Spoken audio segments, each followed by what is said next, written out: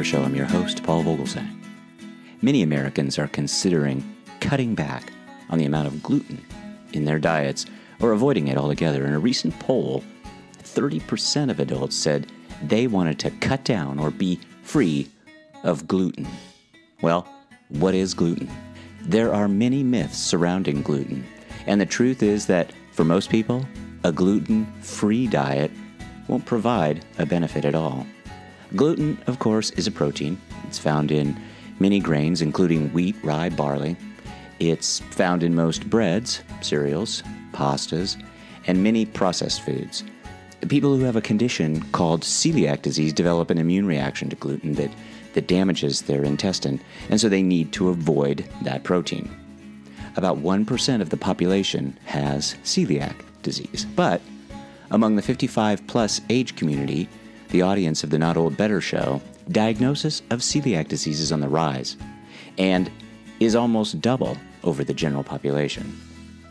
You can eat a healthy diet without gluten, but you have to be very knowledgeable, and most people are unaware. Our guest today, Cynthia Kupper, is the CEO of the Gluten Intolerance Group, or GIG. Cynthia is one very aware person about the subject of gluten. She is really one of the world's foremost authorities on the subject of gluten, gluten diets, gluten contamination, and what the future holds for those of us trying to eat healthy and trying to do it the right way. Welcome to the Not Old Better Show, Cynthia Kupper.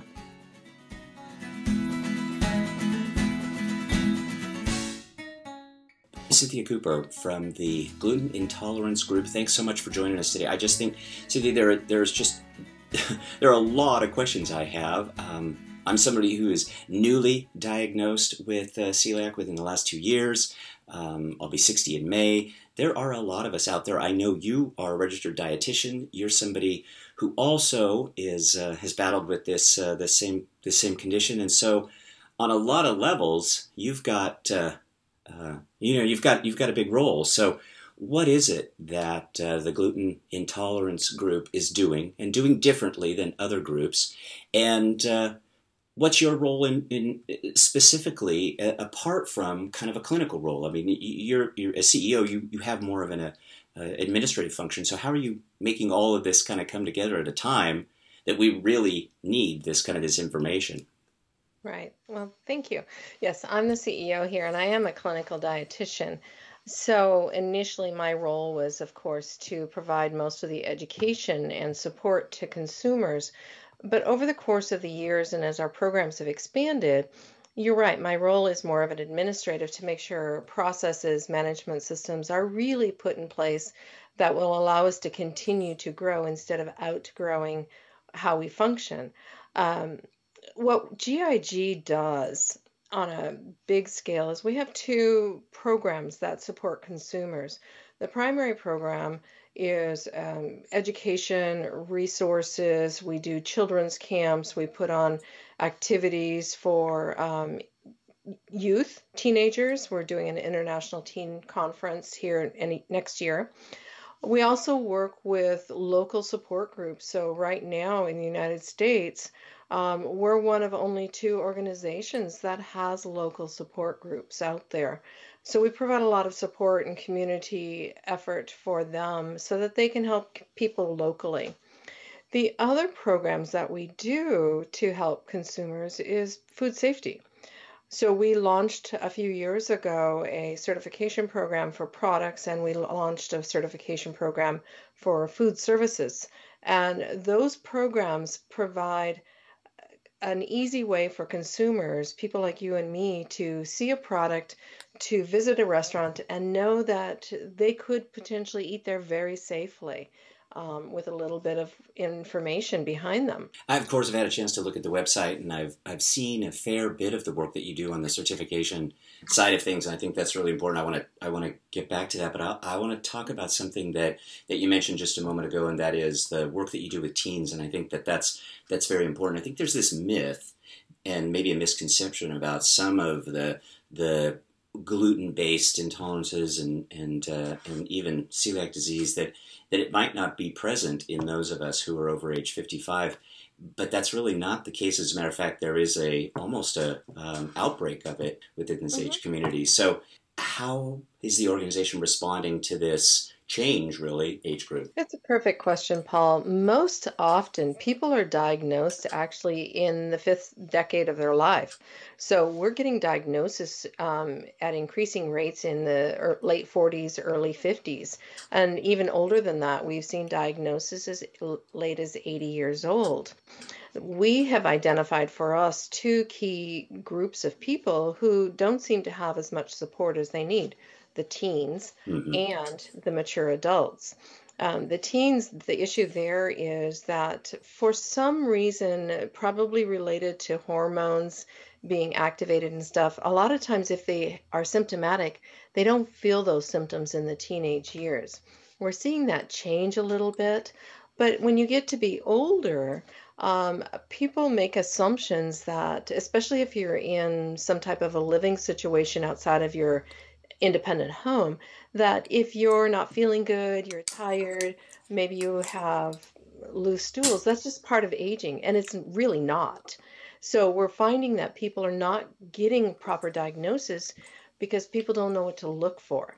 And that's one of the areas that we really want to put a lot of effort into is how do we help the mature adult to get a diagnosis, to understand that these tummy aches and weight loss and not feeling good, it's just not part of the normal aging process. There's got to be something else going on. And it's really kind of along those lines that I think this is kind of an interesting point, and that is that it's almost a condition that at times needs a little bit more seriousness attached to it, because it isn't just about kind of an upset stomach sometimes. It can be a very devastating condition. And I think it's also one that maybe, food service industry might not be always so ready to embrace. I don't know. I'm curious about Right. your opinion about that. And so I'm curious about this certification process. Are restaurants eager to talk to you? Are they turning a blind eye? Do they see this as a customer population that they want to serve? Where is kind of the sweet spot there? Well, let me talk a little bit about people in restaurants not wanting to maybe possibly work with these people. The challenge we have with celiac disease and other gluten-related disorders is that sometimes the symptoms that you or I might have mimic so many other things: Mm-hmm. anemia, osteoporosis, maybe chronic fatigue or chronic pain syndromes. So it becomes really difficult to diagnose this unless you have a physician who's really on the cutting edge of understanding what gluten related disorders are all about. And you're absolutely right.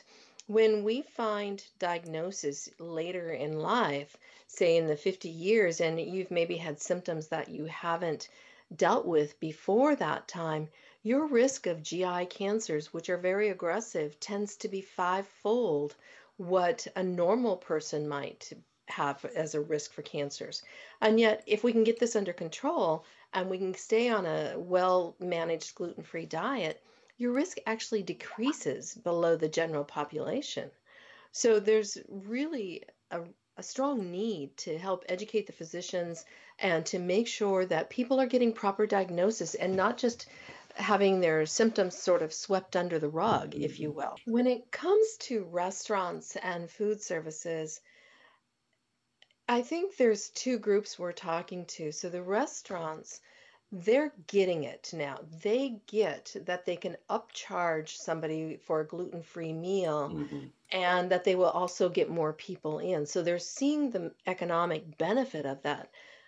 The real risk today is that I find restaurants more dangerous today Mm-hmm. than they were a few years ago because the restaurants get that there's a money factor here that's important to them, and they may not fully understand what they need to be doing.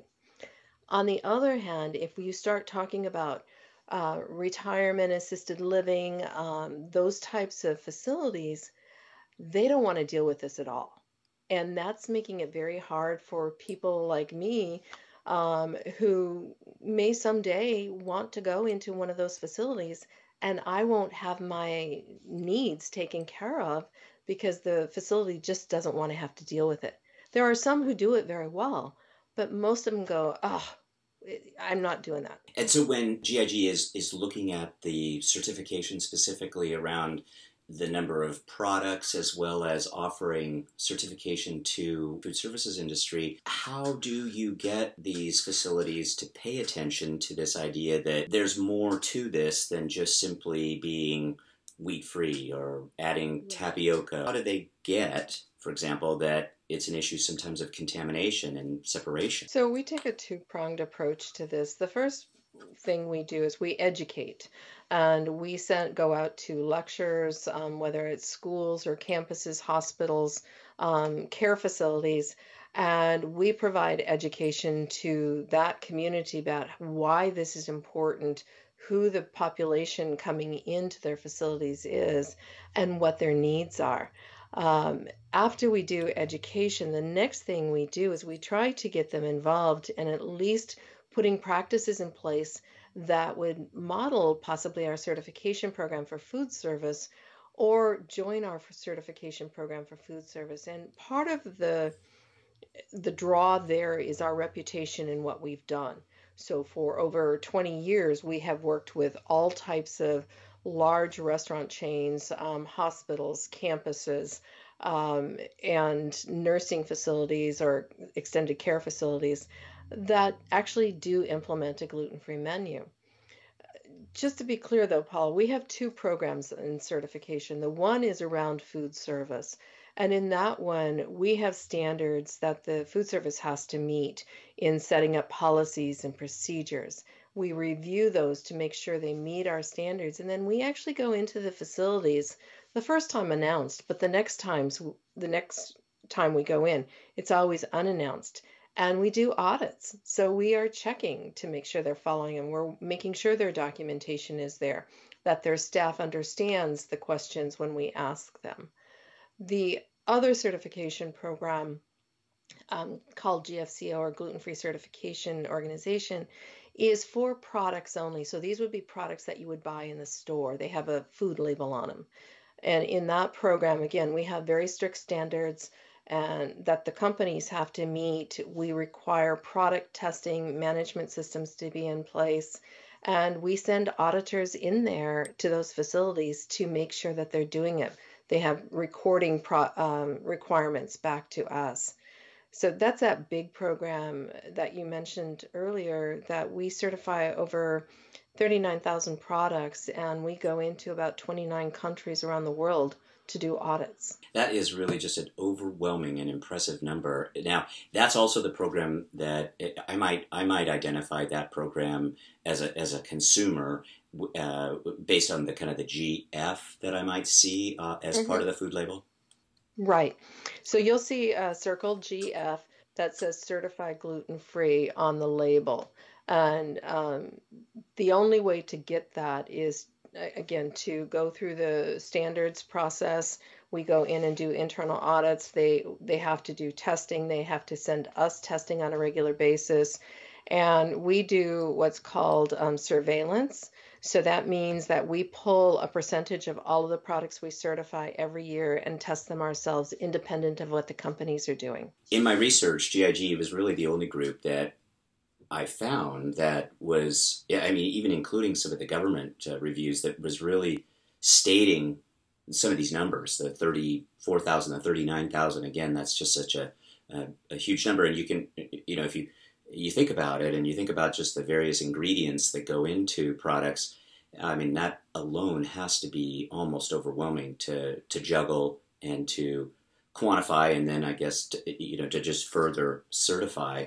One of the questions that I have about all of that is, how do you stay on top of that and still try to provide food that has a taste to it that is going to be tasty enough for a restaurant to want to serve to its customers so that somebody does come back for more? There's a whole level of thought that goes into that. So it's a very good point. And sometimes we say we certify a lot of products. We're not saying that they're all tasty, but we do certify a lot of products.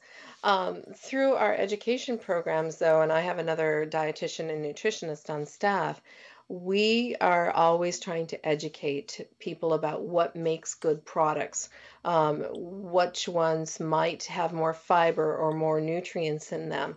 That those that education process really is still driving the industry. So the industry is paying attention to consumers who say, I want something that is more than just rice and tapioca. Hmm. I want something that has more nutrition. So they're starting to use some of those ancient grains that are gluten free, or some of the companies are starting to add supplement vitamins and minerals into their products because in truth, if it's not made with a whole grain that is gluten free, or these ancient grains like quinoa, amaranth, teff, and sorghum, they don't have as many nutrients as their counterpart that is wheat based, because wheat based products are required to be enriched. We are with Cynthia Kupper. Cynthia is the CEO of the Gluten Intolerance Group. Cynthia, I think food is often viewed as a social experience. But do you think that the education needs to both tackle the taste component as well as the implementation? Definitely. There are a number of studies that are done by people like Mentel that show that a couple of the primary areas of concern for people who eat gluten-free foods is one, taste, and one, nutritional quality, or two, nutritional qualities. So having manufacturers understand that and embrace it is very important. Part of the struggle for manufacturers is knowing how to do it. Um, as you may be aware, or your wife aware, as you cook gluten free, the normal properties of what we expect wheat to do just don't happen with Mm-hmm. the flours that we use in a gluten free product. So it changes manufacturing processes a bit, and that can be a struggle. But it's very important that manufacturers start to look at these products and say, how do I make it healthier? Mm-hmm. Because that's what consumers want. And we are starting to see some of those breads and pastas that are made with quinoa or sorghum rather than just rice and tapioca. We're starting to see seeds like teff. But I know And exactly what you mean. It's almost that yeast quality, that wonderful softness to the bread with the yeast quality just goes away, and you kind of have yes. to adjust your taste. And that can be very hard as we get older. Our taste buds are formed very young in life. Mm-hmm. And so the older we get, it's harder for some people to just say, well, I don't need bread, or I don't like this bread, but I'm going to eat it because I want bread. When they're really looking for that nice, soft, spongy bread. Mm-hmm.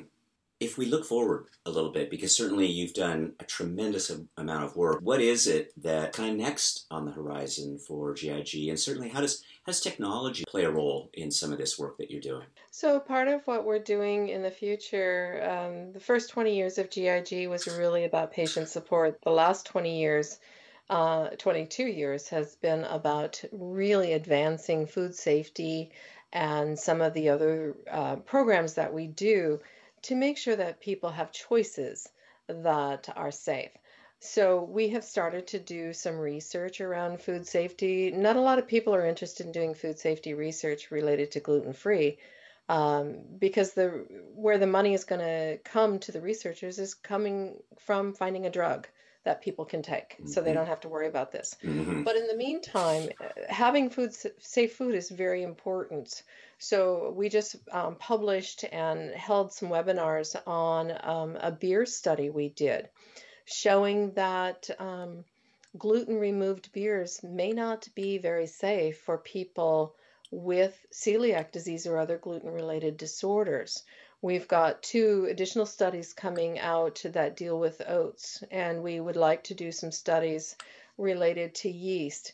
There are a number of fallacies that have been around for a number of years, or facts that may not be true today that were true years ago. And so we want to make sure that when we're making decisions for food safety, we're looking at those and we're creating a study design that would validate our decision-making process. That means that consumers may or may not be aware of different testing methods, but companies definitely have to be. And consumers may also want to be aware that some of the testing methods that are out there that are designed for consumers to use to test their own food, there's a lot of issues around using those, including not being validated. So, it's very important to us that we're looking at the science end of it. Along with that, it's trying to figure out how to make sure that we're staying in touch with the older population, um, while getting much more tech savvy. I look at my 80-year-old grandmother and I look at other people and I'm going, okay, she can text, she can do this, but she's still struggling with other aspects of technology. So helping them to come up to speed on some of those, how can we make it easier? So we're looking at some of those aspects of getting information out for them. With respect to the science, do you actually go through almost a for lack of a better, is there almost a clinical trial process that you go through with some of your testing? So, because we're dealing with food, we don't necessarily go through a clinical trial. We do have an IRB process that we go through, and where important, we go through and work directly with a university who does celiac research. So, our beer study was done at the University of Chicago. I have a PhD researcher on staff, and so she designs the studies. We make sure that the study is designed well, then it can be replicated, and then we find a partner who will help us to conduct those studies. Probably the real question is, if members of my audience want to help GIG, what would you ask them to do next? What we need when we do studies is actually blood. We partner with University of Chicago to get samples of known celiac patients. We get their blood, and in that way we're able to do some studies that you just don't normally do with food. So people would be donating to a blood bank through either one of the universities who do research, and then we purchase it from them. So what's the biggest challenge for the team right now in terms of communicating these messages, both to the teen population as well as to the 55 plus age group? One of the biggest challenges is the internet. Everything's true on the internet, right? Right. So trying to find ways to help people understand that the old myths and the old thinking was simply that it's outdated and it really doesn't apply. 15 years later, we're still dealing with the vinegar issue at times. It's because you can find old stuff on the internet that we just can't get rid of, and we'd like to get rid of it. So helping people to understand what is valid information, what is not, how to verify that the information is accurate, going to reliable sources for their information. So give us the website and tell us what that website address is. Our main website is gluten.org. And from that website, you can actually access the food safety websites, which deal with the 2 different certification programs. You can also access all of the local branches that we have across the country. And actually, we have 4 right now that are international. Well, this is, I think, the start of probably several other conversations that we want to have with Cynthia Kupper and her team at the Gluten Intolerance Group at GIG. That's gluten.org. Cynthia, thanks so much for joining us today. I think this is an important subject, one that is going to need a little bit more awareness behind it, and we want to help, and you're already doing so much. So thank you for everything that you're doing, and let us know how we can help further. Okay, Paul, thank you very much. Thanks, Cynthia. Thanks to our guest today, Cynthia Kupper from the Gluten Intolerance Group, and for all her team's help on the podcast. As usual, we'll post links to everything, to gluten.org, all of the various subsites that Cynthia mentioned, and as usual, my thanks to you, the listeners, for joining me today. Your time is valuable. I'm grateful you're spending some of it with me today. I'm always interested in feedback, and you can leave that at iTunes, Google Play, or send me an email at info@notoldbetter.com. That's notold-better.com. And you can find me on Voxer at notoldbetter, where you can easily leave me a voice text that with your permission, I can play here on the show. Stay tuned for our next show. As a matter of fact, our next few shows, we're going to be talking about the new movie, The Shack. I think you're going to love this film. It's got a tremendous spiritual message, very uplifting, just wonderful. And we've got some great interviews coming up. I think you're going to join it. I think you're really going to enjoy it. It's a 4-part interview series. This is a show that I don't think you're going to want to miss. So remember, the contact information for feedback and ideas, info@notold-better.com. Find me on Facebook, Twitter, SoundCloud, and of course, notold-better.com. Talk about better. The Not Old Better Show. Thanks to all.